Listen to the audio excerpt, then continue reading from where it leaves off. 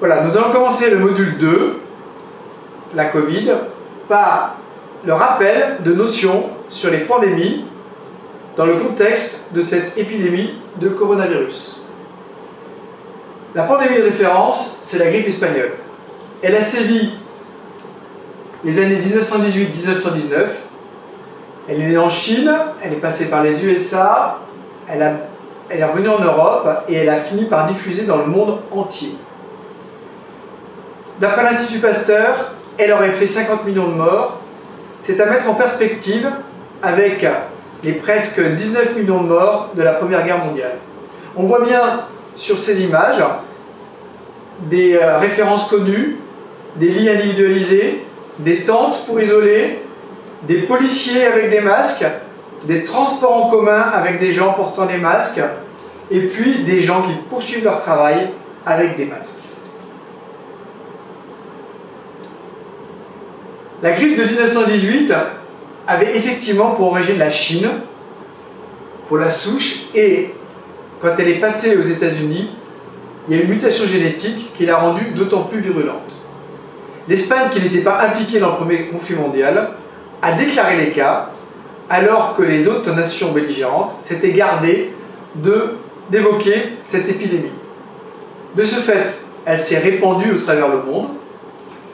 Cette épidémie était due à une source bactérienne virulente H1N1, une grippe, qui avait comme particularité de s'infecter, et les patients mouraient surtout de surinfection bronchique. Donc on se dit qu'avec des antibiotiques, cette pandémie aurait eu un effet beaucoup moins désastreux. Vous voyez sur cette carte la propagation planétaire, la Chine, les États-Unis, et avec les mouvements de troupes vers l'Europe à la fin du premier conflit mondial, un nouveau départ pour le monde entier.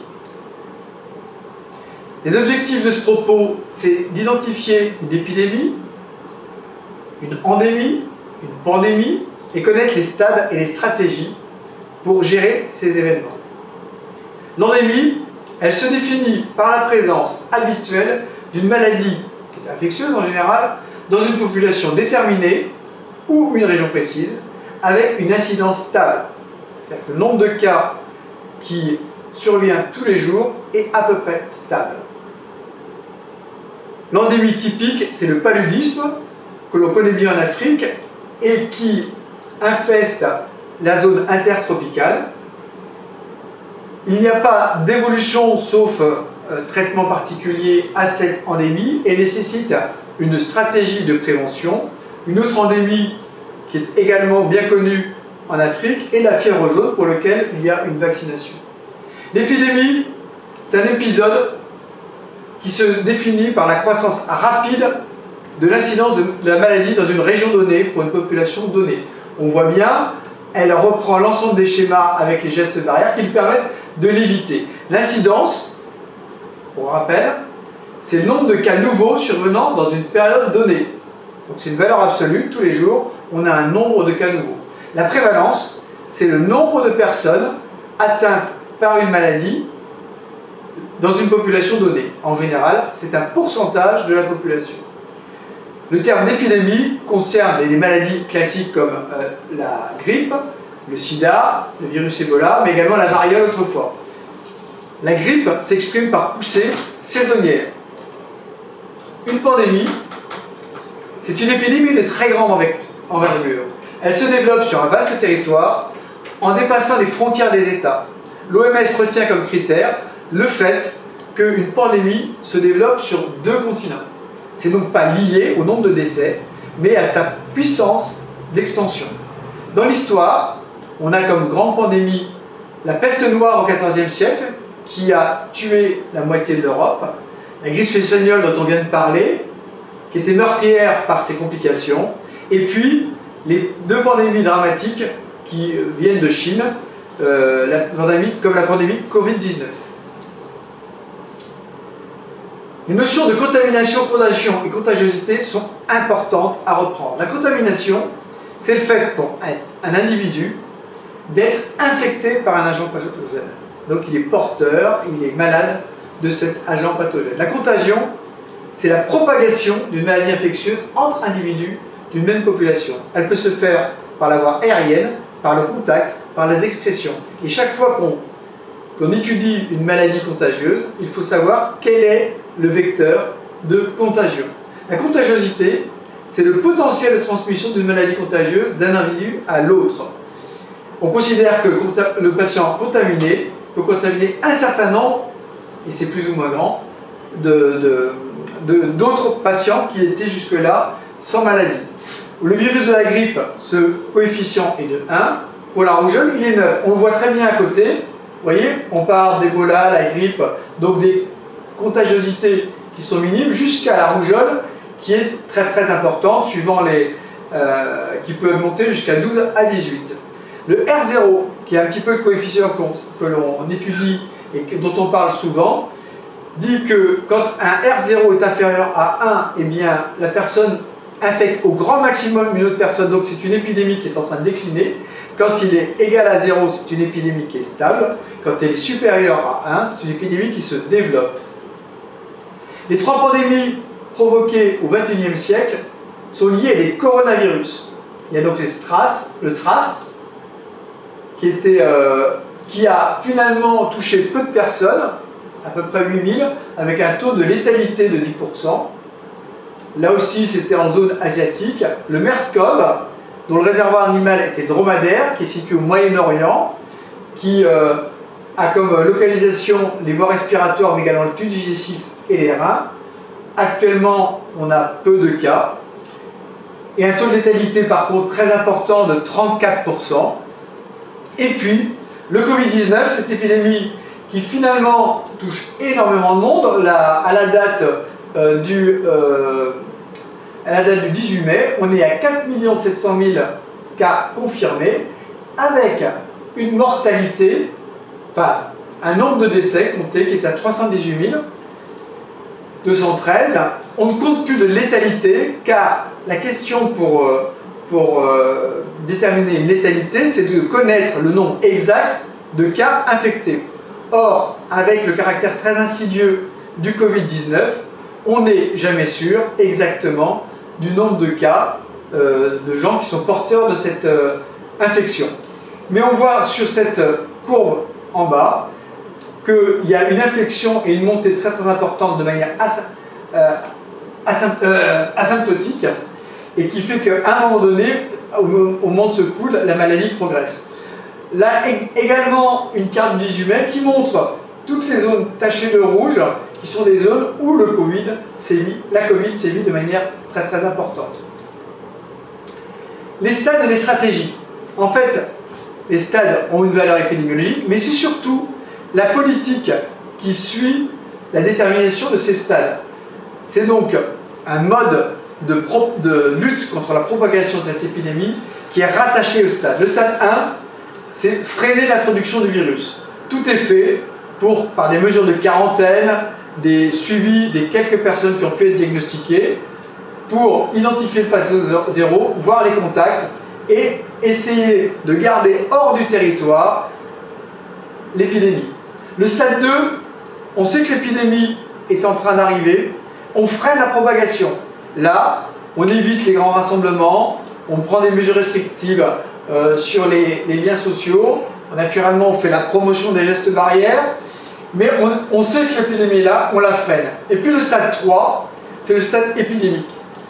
On est à ce stade en train d'essayer de gérer, sur le plan des soins, l'attaque épidémique par rapport au système de santé qui est présent. Et donc il s'agit, et c'est là où on a toute une stratégie de confinement, de gestes barrières, qui va tenter de limiter cette courbe de telle manière que le système de santé puisse absorber l'épidémie. Et le stade 4, car il y en a un, c'est la gestion de la fin de l'épidémie, qui est tout aussi importante, car il s'agit de ne pas avoir de recrudescence de l'épidémie ou de rechute des événements. Alors, le confinement, on fait un petit focus dessus. C'est l'ensemble des mesures sanitaires, mesures barrières, isolement des personnes, etc., qui permet de séparer les patients malades ou les patients qui pourraient l'être par les habitudes sociales de contact personnel, familial, au travail, comme à la maison. Et donc, on a deux stratégies. Une qui laisse l'infection arriver avec une transmission que l'on ne veut pas contrôler, donc pas de confinement. Et le pari a été fait par un certain nombre de pays, mais on voit bien que c'est une solution qui est très très meurtrière. C'est-à-dire de laisser l'invasion de la maladie en faisant le pari que l'immunité acquise par les patients qui auront survécu à la maladie suffira à éradiquer cette épidémie. On voit bien que ces pays sont dépassés par le nombre de morts et que même s'il y a des enjeux qui sont économiques, sociaux, pour reprendre rapidement une vie normale, le coût en termes de mortalité et de morbidité est très important. L'autre technique, c'est d'essayer par le confinement, par les mesures barrières, de ralentir la progression de telle manière de ne pas dépasser ou de très peu dépasser la capacité du système de santé. On donne un exemple. Si dans un pays il y a à peu près 5000 places de réa habituellement, si on choisit cette stratégie, eh bien on aura besoin de 20, 30 000, 40 000 places de réa qu'il sera impossible de fournir. Dans la deuxième stratégie, il s'agit de prendre le temps d'organiser le système de santé, et c'est ce que je fais devant vous avec toute l'équipe pédagogique, c'est-à-dire de préparer les personnes, d'augmenter le nombre de personnes, de multiplier le matériel, de telle manière que la capacité du système de santé ne soit pas trop dépassée par l'épidémie. Et donc c'est le but de cette transmission contrôlée.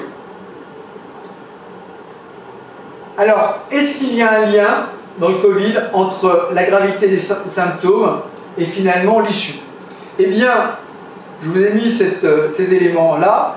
Même si on sait que 80% des symptômes sont légers ou modérés, qui fait le caractère insidieux de cette maladie et qui fait qu'on ne connaît pas le dénominateur de la létalité, c'est-à-dire qu'on ne sait pas exactement quel est le nombre de personnes qui sont infectées. On sait que, par contre, il y a 15% de symptômes sévères, dont 5% de symptômes critiques qui nécessitent de la réanimation. Et donc, en fait, tout peut arriver.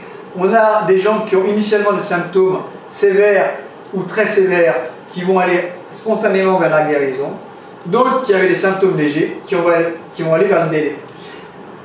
La question, c'est l'admission en soins intensifs, c'est-à-dire que tout ce suivi-là, c'est la déclaration de la maladie, le dépistage, etc. Et à partir de là, c'est l'admission en unité de soins intensifs. Au total, cette formation, elle est faite pour effectivement dire tous ensemble stop au Covid en Afrique, de pouvoir se préparer. C'est ce qu'on fait à peu près la plupart des pays, c'est-à-dire de limiter la circulation, mettre des mesures de restriction de contacts sociaux et de mesures barrières pour pouvoir se préparer au mieux à cette épidémie qui désormais est une pandémie grave. Et c'est la formation que l'on souhaite donner aux soignants pour ne pas être contaminés, mais également être en mesure d'appuyer le système de santé et en particulier les services de réanimation pour faire face aux malades. Nous avons donc souhaité vous présenter comment pouvait s'organiser de manière générale la stratégie de lutte contre la pandémie et pourquoi vous êtes préparés à prendre en charge les patients graves. Et donc maintenant, nous allons passer à la reconnaissance des diverses formes cliniques qui permettent d'orienter le patient vers un diagnostic et une prise en charge spécifique.